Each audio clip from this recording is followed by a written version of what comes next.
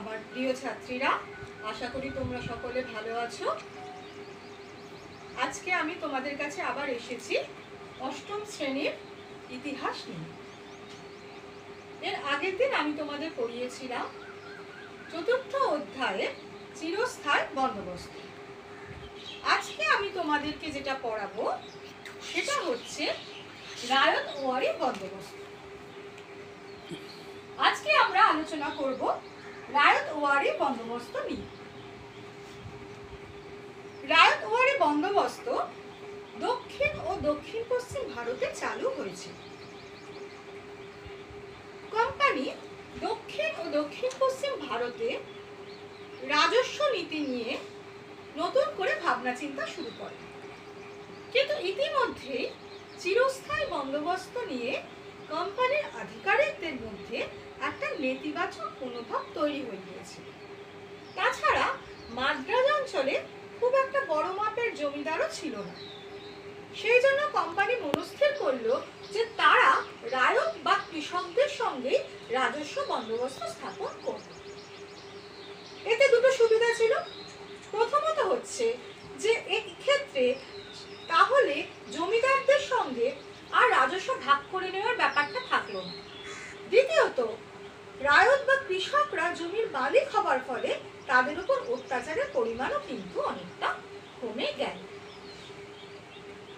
কিন্তু মনে রাখতে হবে, এই সময় 19 শতকের শুরুতে যদিও মাদ্রাজ এবং বোম্বাই অঞ্চলের অনেক জায়গাতেই রায়ত-ওয়ারি বন্দোবস্ত চালু হয়েছিল, কিন্তু এখানে রাজস্বের হারের পরিমাণটা ছিল খুব উঁচু, আর সেই রাজস্বের হারকে চিরস্থায়ী করা হয়নি। নির্দিষ্ট সময় অন্তর রাজস্বের পরিমাণ পরিবর্তিত হতো। অর্থাৎ রায়ত-ওয়ারি বন্দোবস্তে কৃষকরা কোম্পানির অধীনে চলে গেল, অর্থাৎ স্থানীয় জমিদারদের বদলে কৃষকরা সরাসরি কোম্পানির অধীনে চলে গিয়েছিল। কিন্তু এই রায়ত-ওয়ারি বন্দোবস্ত স্থাপিত হওয়ার ফলেও কিন্তু কৃষকদের অবস্থার কোনো উন্নতি হয়নি, কারণ এই সময় কৃষকরা কোম্পানির জমিতে ভাড়াটে কৃষক হিসেবে চাষ করত। তার ফলে যদি কৃষকরা তাদের নির্দিষ্ট রাজস্ব কোম্পানিকে জমা করতে না পারত, তাহলে কোম্পানি সেই কৃষকদের জমি থেকে উৎখাত করে দিত এবং সেই জমি অন্য কৃষকদের হাতে দিয়ে দিত।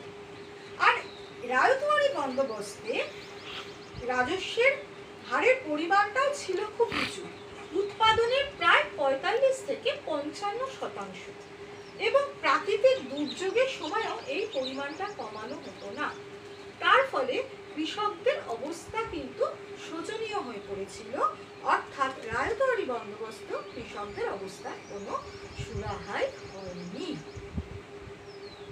দক্ষিণ ও দক্ষিণ পশ্চিম ভারতে যেমন রায়ত-ওয়ারি বন্দোবস্ত চালু হয়েছিল, একইভাবে উত্তর এবং উত্তর পশ্চিম ভারতে চালু হয়েছিল মহল-ওয়ারি ব্যবস্থা। এবার আমরা মহল-ওয়ারি ব্যবস্থা নিয়ে আলোচনা করব। উত্তর ও উত্তর পশ্চিম ভারতে এই ব্যবস্থা চালু হয়। মহল কথাটার অর্থ হচ্ছে কয়েকটি গ্রামের সমষ্টি, অর্থাৎ এটা বলতে গ্রাম ভিত্তিককেও বোঝানো হতো।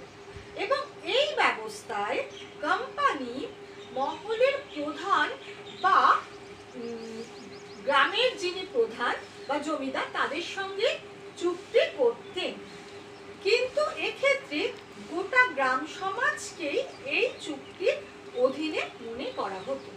অর্থাৎ মহল-ওয়ারি ব্যবস্থায় মহলের প্রধানের সঙ্গে কোম্পানি জমি বন্দোবস্ত করতেন। কিন্তু এই মহল-ওয়ারি ব্যবস্থাতেও কিন্তু কৃষকদের অবস্থার কোনো উন্নতি হয়নি, কারণ এখানেও রাজস্বের হারের পরিমাণটা খুব বেশি ছিল এবং কৃষকদেরকে সেই রাজস্ব মেটাতে হতো। যখন তারা সেই রাজস্ব মেটাতে পারতো না, তখন তাদেরকে ধার করতে হতো। তারপর আবার ধার শোধ করতে না পারলে তাদের উপর নানাভাবে অত্যাচার হতো। ব্যবসায়ী এবং মহাজনরাই কিন্তু এই সময় জমির ওপর অনেক বেশি প্রভাব বিস্তার করেছিল এবং জমিগুলোকে তারা আস্তে আস্তে দখল করতে শুরু করে।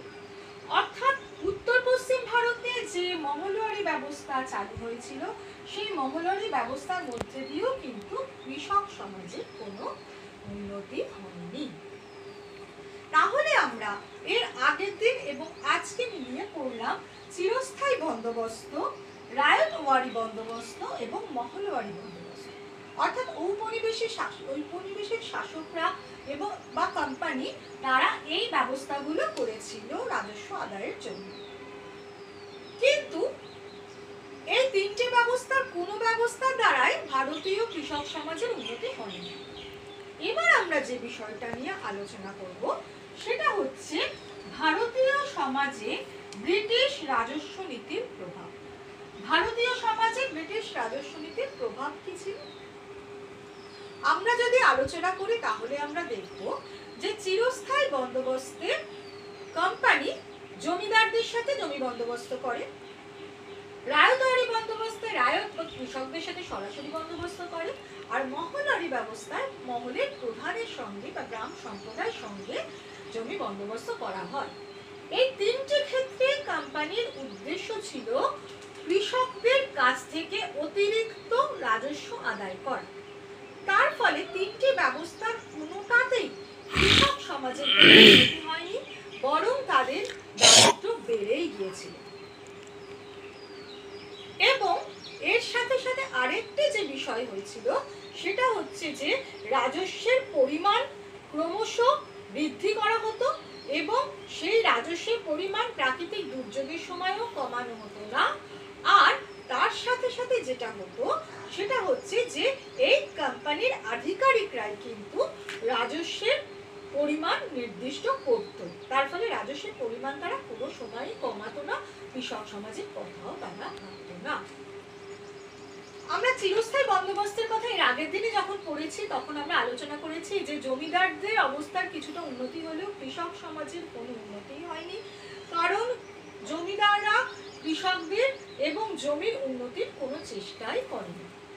তারা নিজেদের কিছুটা উন্নতির চেষ্টা তবু বা করেছে, কিন্তু কৃষকদেরটা করেনি। এবং এক্ষেত্রে কৃষকদের উপর হেনস্থার পরিমাণই বেড়ে গিয়েছে। তারপর আমরা যদি রায়তওয়ারি এবং মহলওয়ারি ব্যবস্থার কথা দেখি সেখানেও আমরা দেখব যে কৃষক সমাজের কোনো উন্নতি হয়নি। এখানেও কোম্পানি তাদের উপর প্রভাব বিস্তার করেছে এবং সমস্ত শিল্পগুলো ধ্বংসের পথে এগিয়ে যায়। তার ফলে জমির আয়ের উপর মানুষ বেশি নির্ভরশীল হয়ে পড়ে, অর্থাৎ কৃষিকে তারা জীবিকা হিসেবে গ্রহণ করতে থাকে এবং কৃষিকে সকলে যখন জীবিকা বা পেশা হিসেবে গ্রহণ করতে শুরু করলো তখন কৃষির ওপর চাপ বাড়তে থাকে এবং জমিতে মহাজন এবং ব্যবসায়ীদের প্রভাব বৃদ্ধি পেতে থাকে। এই প্রসঙ্গে আমরা আরেকটা বিষয় নিয়ে আলোচনা করব, সেটা হচ্ছে মহাজনী ব্যবস্থা। মহাজন কে এবং মহাজনী ব্যবস্থা কি? এই সময় সমাজে মহাজনদের আবির্ভাব হয়েছিল। মহাজন কারা? কৃষকরা। তারা যখন রাজস্ব মেটাতে পারতো না তখন তারা বাধ্য হয়ে মহাজনদের কাছ থেকে ধার করত। মহাজনরা কি করত? তারা কৃষকদের নিরক্ষরতা এবং অজ্ঞতার সুযোগ নিয়ে তারা ভুলভাল হিসেব করত, হিসেবে কারচুপি করত এবং কৃষকদের দেখাতো যে তারা অনেক বেশি ধার নিয়েছে, তাই সুদের পরিমাণও অনেক বেশি। অর্থাৎ কৃষকদের যা সুদ দেবার কথা তার থেকে অনেক বেশি সুদ মহাজনরা কৃষকদের কাছ থেকে আদায় করত। অর্থাৎ কৃষকদের ঠকিয়ে মহাজনরা এই অর্থগুলো আদায় করে নিত। তার ফলে কৃষকদের অবস্থা ক্রমশ খারাপ হচ্ছিল। আর এই সময় আইন ব্যবস্থায় নানান রকমের অসঙ্গতি ছিল, আর সেই অসঙ্গতিগুলোকে মহাজনরা নিজেদের সুবিধার্থে কাজে লাগাতো এবং কৃষকদেরকে ঠকাতো। তার ফলে কৃষক সমাজের কিন্তু মহাজনদের ওপর একটা ক্ষোভ জন্মাচ্ছিল। তাই বিভিন্ন জায়গায় যে কৃষক বিদ্রোহ ঘটেছে তার অন্যতম লক্ষ্য কিন্তু অনেক ক্ষেত্রেই দেখা গেছে মহাজনদের এই যে ঠকিয়ে নেওয়ার ব্যবস্থা, এটাকে মহাজনী ব্যবস্থা বলা হচ্ছে। আর এই সময় আরেকটা বিষয় লক্ষ্য করার মতো, সেটা হচ্ছে কোম্পানি অনেক পুরনো জমিদারদের সরিয়ে নতুন জমিদারদের হাতে ক্ষমতা দিয়েছিল। পুরনো জমিদারদের সাথে জমির একটা সম্পর্ক ছিল, কৃষকদের একটা সম্পর্ক ছিল, স্থানীয় সমস্যা সম্পর্কে সেই জমিদাররা অবহিত থাকতেন। তার ফলে পুরনো জমিদারদের সাথে জন্য হয়তোবা কৃষকরা সেই সময় কিছুটা ভালো ছিলেন, কিন্তু পরবর্তী সময় এই পুরনো জমিদারদের সরিয়ে কোম্পানি যখন নতুন জমিদারদেরকে ঠিক করেন, সেই নতুন জমিদারদের সাথে কৃষকদের সেভাবে কোনো সম্পর্ক গড়ে উঠতো না, এবং অনেক ক্ষেত্রেই জমিদাররা সেই অঞ্চলেও বাস করতো না। অনেক সময় শহরের কিছু পেশাদারী মানুষ তারা জমির দখল নিত এবং জমির সাথে তাদের কোনো সম্পর্ক থাকতো না, কিছু কর্মচারীদের মাধ্যমে তারা কেবল রাজস্বটা আদায় করে নিত। তার ফলে দেখা যাচ্ছে যে জমিকে ভালোবাসা, কৃষকদের ভালোবাসা, এটা কিন্তু কারোর মধ্যেই ছিল না। তাই আমরা যদি লক্ষ্য করি তাহলে আমরা দেখব চিরস্থায়ী বন্দোবস্ত, রায়তওয়ারি বন্দোবস্ত, মহলওয়ারি বন্দোবস্ত কোনো ব্যবস্থাতেই কিন্তু কৃষকদের অবস্থার কোনো উন্নতি হয়নি। অর্থাৎ এই সমস্ত ক্ষেত্রে কৃষকরা কিন্তু সমাজে অবহেলিতই থেকে গেছে। আমরা তাই বলতে পারি যে ব্রিটিশ সরকার ভারতে রাজস্ব আদায়ের জন্য চিরস্থায়ী বন্দোবস্ত, রায়তওয়ারি বন্দোবস্ত, মহলওয়ারি বন্দোবস্ত যা যা করেছেন, তার মধ্যে দিয়ে কৃষক সমাজের কোনো উন্নতি হয়নি। তাদের দারিদ্র্য বেড়েছে, তাদের দুর্দশা বেড়েছে, তারা কিন্তু যেই তীরে ছিল সেখানেই থেকে গেছে। কাজে তাদের ভালোর কথা কেউই ভাবে। আজ এই পর্যন্ত। তোমরা প্রত্যেকে চিরস্থায়ী বন্দোবস্ত নিশ্চয়ই আগের দিন তোমরা পড়েছো। আজকে তোমরা রায়তওয়ারি, মহলওয়ারি, ভারতীয় সমাজে ব্রিটিশ রাজস্ব নীতির প্রভাব, মহাজনী ব্যবস্থা এগুলো পড়বে। পড়ার সময় তোমরা অবশ্যই সামনে বইটা খুলে রেখো, বইয়ের সাথে সাথে দেখো, মিলিয়ে পড়ো, তাহলে তোমাদের অনেক সুবিধা হবে। আশা করব তোমরা নিশ্চয়ই এগুলো পড়বে এবং নিজেদেরকে সমৃদ্ধ করবে, নিজেদেরকে এগিয়ে নিয়ে যাবে। আজকের মতো এইটুকুই। ভালো থেকো, সুস্থ থেকো,